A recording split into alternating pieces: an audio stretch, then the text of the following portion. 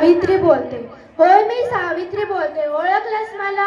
होय होय, मी सावित्री बोलते. खंडोजी नेवसांची मुलगी, ज्योतिरावांची पत्नी, आई वडिलांची लाडकी. मी 9 वर्षाची झाली, फुले घरात आली आणि माझ्या शिक्षणाचा श्री गणेश झाले. माझे धनी त्यांना मी शेजी म्हणायचे. त्यांनी मला लिहायला वाचायला शिकवले, पण मला काहीच येत नव्हते.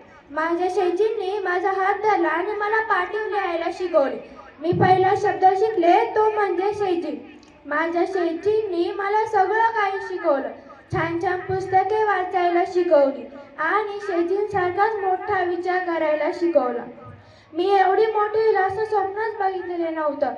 माझ्या शेजींनी माझा जो थरथरणारा हात पाटीव लिहित असताना कधीच सोडला नाही.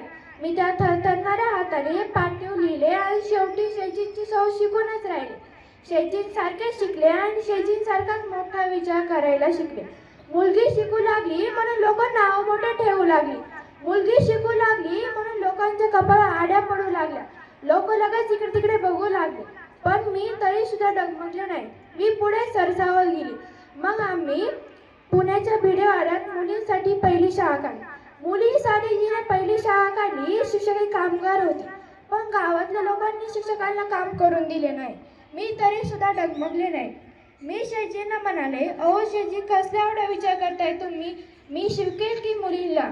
त्यावेळेस मी आमच्या शेजीला आधार दिला आणि माझं मन घट्ट करून मी पुढे पाऊल टाकला आणि मी शाळेत शिकवायला सुरुवात केली.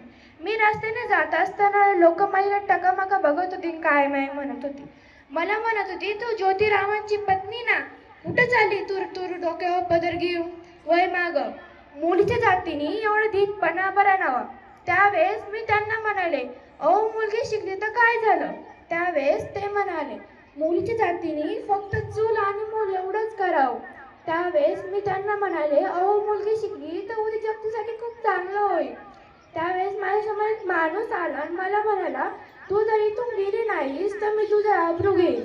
त्यावेळेस माझा संताप झाला आणि मी म्हणाले, जिथं पाहू तिथं पुरुषांचंच राज्य का? महिलांच्या आबरू येऊन का थांबतात?